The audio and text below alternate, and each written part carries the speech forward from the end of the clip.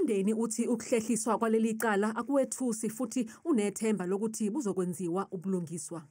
Given the investigation that has been done by what Duguza SAPS, we believe that justice will be done in this case.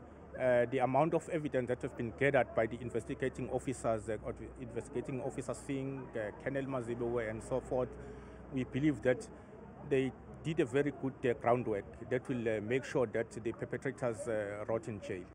Kusenjalo icala labesilisa abane abasolwa ngokubulala ikhansela leqembu iDemocratic Alliance uNhlalayenza Ndlovu lihlehliselwe umhla ziyi-15 kwephezulu.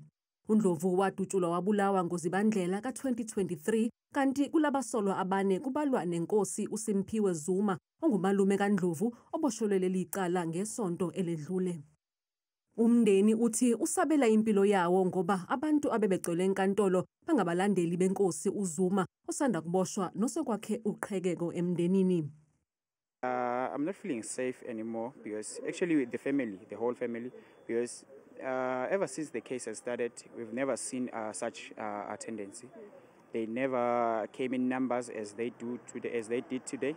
So we are a bit concerned and we are a bit worried about our safety. But end of the day, we have to come up and make sure that we are here and make sure that we do the follow-ups where it's needed, because we need, at the end of the day, we need justice. We need justice.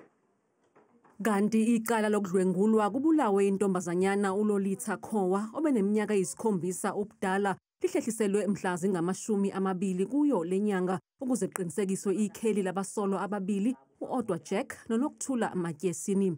uLolitha watholakala eseshonile nescrewdriver ahlasela ngaso sisasekhanda. Umuntu ohlala kula address uchazele inkundla into bana akawafuni kula address esisibili.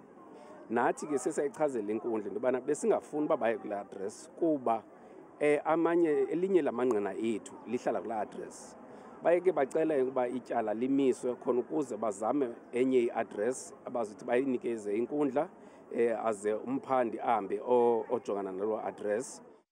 Abasolwa babhekene namacala okudlwengula nokubulala kanti sekuphinde kwafakwa nelokuthumba.